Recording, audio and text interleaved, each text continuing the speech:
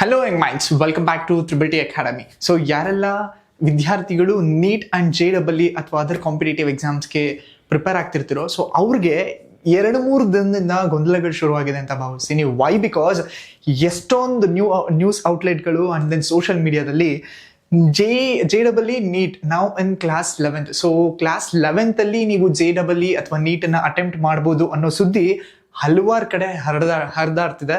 So ಅದನ್ನ ನಿಮ್ಮ ಕಿವಿಗೂ ಬಿದ್ದಿದೆ ಅಂತ ಭಾವಿಸ್ತೀನಿ. ಸೊ ಅದರಿಂದ ನೀವು ಕನ್ಫ್ಯೂಸ್ ಆಗಿರ್ತೀರಾ, ವೆದರ್ ನಾನು ಕ್ಲಾಸ್ 11th ಅಲ್ಲೇ ಅಟೆಂಪ್ಟ್ ಮಾಡ್ಬೋದಾ, ಸೊ ಏನೇನೆಲ್ಲ ಚೇಂಜಸ್ ಇದೆ. ಸೊ ಈ ರಿಗಾರ್ಡಿಂಗ್ ಎಷ್ಟೊಂದು ಜನ ತಲೆ ಕೆಡಿಸ್ಕೊಂಡಿರ್ತೀರಾ ಅಂತ ಭಾವಿಸ್ತೀನಿ. ಸೊ ಆ ರಿಗಾರ್ಡಿಂಗ್ ಕಂಪ್ಲೀಟ್ ಇನ್ಫಾರ್ಮೇಷನ್ಸ್ ಈ ವಿಡಿಯೋದಲ್ಲಿ ಕೊಡ್ತಾ ಹೋಗ್ತೀನಿ. ಸೊ ಹಾಗಾಗಿ ಯಾರೆಲ್ಲ ಮೊದಲನೇ ಸಲ ನಮ್ಮ ಚಾನಲ್ನ ವ್ಯೂ ಮಾಡ್ತಿದ್ದೀರಾ, don't forget to subscribe our channel. And then ಈ ವಿಷಯನ ನಿಮ್ಮ ಫ್ರೆಂಡ್ಸ್ ಜೊತೆ, those who are preparing for the competitive exams like NEET and then JEE or other exams, ಅವ್ರಿಗೂ ಸಹ ಶೇರ್ ಮಾಡಿ. This is very important. So union government ನಿಮ್ಮ NEET and JEE ಎಕ್ಸಾಮಿನೇಷನ್ಸ್ನ class 11th ಅಲ್ಲೇ ತಗೊಬಹುದು ಅನ್ನೋ ಮಾತು ಎಲ್ಲ ಕಡೆ ಹರಿದಾಡ್ತಿದೆ. So you can see this many news ಔಟ್ಲೆಟ್ಗಳು ಲೈಕ್ ಟೈಮ್ಸ್ ಆಫ್ ಇಂಡಿಯಾ ಆಗಿರ್ಬೋದು ಅಥವಾ other news outlets, economic times ಆಗಿರ್ಬೋದು. ಸೊ ಎಲ್ಲರೂ ಸಹ panel proposes major reforms to cut coaching dependence. JEE and NEET may shift to class 11th. And then JEE, NEET and CUET in class 11th reforms to cut dependence on coaching on cards. So ಈ ರೀತಿಯಾದಂತಹ headlines, titles ಎಲ್ಲ ಕಡೆನೂ ಹರಿದಾಡ್ತಿದೆ. So ಹಾಗಾಗಿ ಎಷ್ಟೊಂದು ಜನ ವಿದ್ಯಾರ್ಥಿಗಳು ಯಾರೆಲ್ಲ +1 ಅಲ್ಲಿ ಇದ್ದೀರೋ ಅಂಡ್ +2 ಅಲ್ಲಿ ಇದ್ದೀರೋ ತುಂಬ ಎಕ್ಸಾಜರೇಟ್, ಓವರ್ವೆಲ್ಮ್ ಆಗಿರ್ತೀರಾ. ಸೊ ಏನಪ್ಪ ಮಾಡ್ತಿದ್ದಾರೆ, ಏನೆಲ್ಲ ಕೊಡ್ತಿದ್ದಾರೆ ಈ ರಿಪೋರ್ಟಲ್ಲಿ, ಕ್ಲಿಯರ್ ಆಗಿ ನೋಡ್ತಾ ಹೋಗೋಣ one by one. So this almost 29th of November ಇಂದ ಈ ಒಂದು ಆರ್ಟಿಕಲ್ ಪಬ್ಲಿಷ್ ಆಗಿರೋದು. ಸೊ 29th ಇಂದ ಟಿಲ್ ನಾವು ಇದು ಬೂಮಿಂಗಲ್ಲೇ ಇದೆ, ಅದು ಸ್ಪ್ರೆಡ್ ಆಗ್ತಾನೆ ಇದೆ. ಸೊ ಹಾಗಾಗಿ ಕ್ಲಿಯರ್ ಆಗಿ ಇನ್ಫಾರ್ಮೇಶನ್ಸ್ ಏನು ಹೇಳಿದ್ದಾರೆ ಅಂತ ನೋಡೋಣ. So first key proposal. So ಈ ಆರ್ಟಿಕಲ್ ಮೆನ್ಷನ್ ಮಾಡಿರೋ ಪ್ರಕಾರನೇ so union government 11 members high committee ಮೆಂಬರ್ಸ್ನ ಕೂರಿಸ್ಕೊಂಡು ರಿಗಾರ್ಡಿಂಗ್ ನಿಮ್ಮ ಎಕ್ಸಾಮಿನೇಷನ್ ಪ್ರೊಸೆಸ್ಗೆ ಸೊ ಕೆಲವೊಂದು ಚೇಂಜಸ್ನ ತರಬೇಕು ಅಂತ ಅನಲೈಸ್ ಮಾಡ್ತಿದ್ದಾರೆ ರಿಪೋರ್ಟ್ಗಳನ್ನ. ಸೊ ಆ ರಿಪೋರ್ಟಲ್ಲಿ ಸಜೆಸ್ಟ್ ಮಾಡಿರೋ ಹಂಗೆ, ಇನ್ನೂ ಫೈನಲೈಸ್ ಆಗಿಲ್ಲ, ರಿಪೋರ್ಟಲ್ಲಿ ಸಜೆಸ್ಟ್ ಮಾಡಿರೋ ಹಂಗೆ ಕೆಲವೊಂದು ಇಂಪಾರ್ಟೆಂಟ್ ಪ್ರಪೋಸಲ್ ಯಾವ ರೀತಿ ಇರಬಹುದು ಅನ್ನೋದನ್ನ ಇಲ್ಲಿ ಹಾಕಿರ್ತಕ್ಕಂಥದ್ದು. First and foremost thing is conduct JEE NEET in class 11th. So class 11th ಅಲ್ಲೇ ನಿಮ್ಮ ನೀಟ್ ಎಕ್ಸಾಮಿನೇಷನ್ಸ್ ಅಥವಾ JEE ಎಕ್ಸಾಮಿನೇಷನ್ಸ್ನ ಕಂಡಕ್ಟ್ ಮಾಡಬೇಕು ಅಂತ ಅನ್ಕೊಂಡಿದ್ದಾರೆ.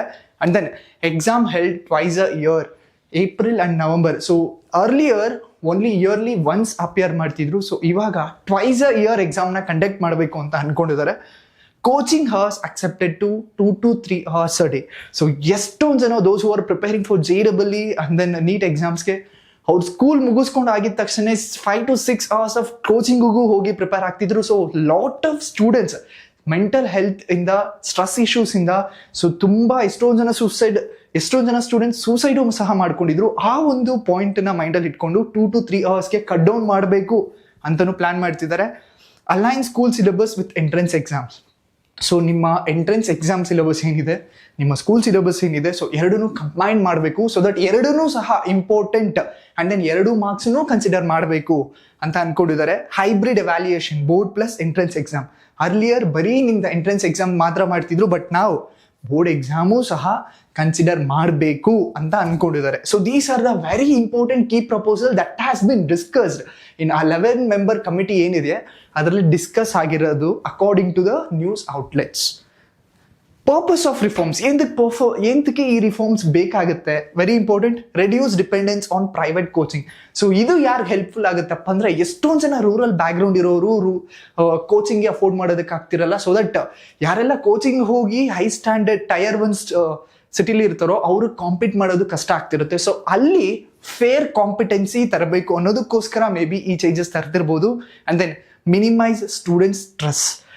ಎಷ್ಟೊಂದು ಜನ ಯಾರೆಲ್ಲ ಪ್ರಿಪೇರ್ ಆಗ್ತಿರ್ತಾರೋ, ಕೆಲವರು ಪೇರೆಂಟ್ಸ್ ಫೋರ್ಸ್ಗೆ, ಎಕ್ಸ್ಟರ್ನಲ್ ಫೋರ್ಸ್ಗೆ ಪ್ರಿಪೇರ್ ಆಗ್ತಿರ್ತಾರೆ, ಇನ್ನು ಕೆಲವರು ಡಿಫಾಲ್ಟಾಗಿ ಪ್ರಿಪೇರ್ ಆಗ್ತಿರ್ತಾರೆ. But still stress level, mental health ತುಂಬ ಡಿಸ್ಟರ್ಬ್ ಆಗ್ತಿರುತ್ತೆ. ಸೊ ಅದನ್ನು ರೆಡ್ಯೂಸ್ ಮಾಡಬೇಕು ಅಂತಲೇ ಈ ಒಂದು ಚೇಂಜಸ್ನ ತರ್ತಿರೋದು. And then improve fairness and access. ಪ್ರತಿಯೊಬ್ಬರಿಗೂ ಫೇರ್ ಆಗಿ ಆಕ್ಸೆಸ್ ಆಗಬೇಕು ಕೋಚಿಂಗ್ ಅಥವಾ ಏನೇನು ಮೆಟೀರಿಯಲ್ಸ್ ಇದೆ. ಸೊ ಹಾಗಾಗಿ restore importance of school learning. School learning ಸಹ ಇಂಪಾರ್ಟೆಂಟ್ ಆಗಬೇಕು ಅಂತ major proposes. And the next is impact on student ಮೇಲೆ ಇದು ಯಾವ ರೀತಿಯಲ್ಲಿ ಇಂಪ್ಯಾಕ್ಟ್ ಆಗ್ತಾ ಹೋಗುತ್ತೆ. Class 11 becomes a crucial.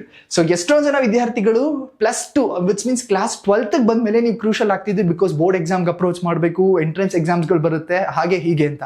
But ಇದೇನಾದರೂ ಜಾರಿಗೆ ಬಂದರೆ ಕ್ಲಾಸ್ 11th ಅಲ್ಲೇ ನೀವು ತುಂಬ ಸ್ಟೂಡಿಯಸ್ ಆಗಿ ಓದಬೇಕಾಗುತ್ತೆ.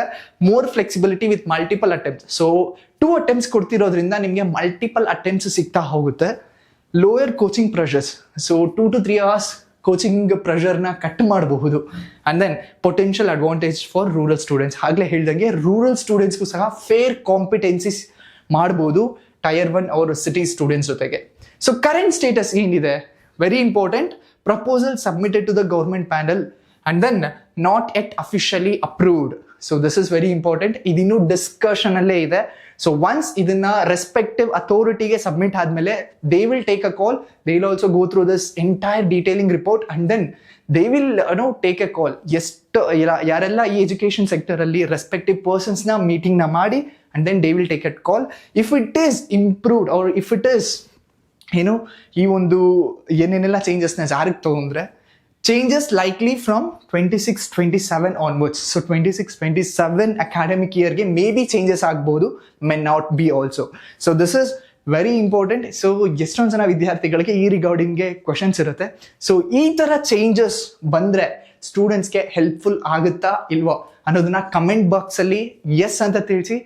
ನೀವೇನಾದರೂ ಈ ಒಂದು ಚೇಂಜಸ್ಗೆ ಓಕೆ ಅಂದರೆ ಎಸ್ ಅಂತ ತಿಳಿಸಿ, ಇಲ್ಲ ಅಂದರೆ ನೋ ಅಂತ ತಿಳಿಸಿ. ಹಾಗೆಯೇ ಈ ಒಂದು ವಿಡಿಯೋ ನಿಮ್ಮ ಫ್ರೆಂಡ್ಸ್ ಜೊತೆ ಶೇರ್ ಮಾಡಿ, ಸೊ ದಟ್ ಅವ್ರಿಗೂ ಸಹ upcoming with respect to your NEET and JEE exams, entrance ಎಕ್ಸಾಮ್ಗೆ ಏನೇನು ಚೇಂಜಸ್ ಆಗಬಹುದು ಅನ್ನೋ ಕಾನ್ಸೆಪ್ಟ್ ಅವ್ರಿಗೂ ಸಹ ಮೈಂಡಲ್ಲಿರಲಿ. Thank you and all the best.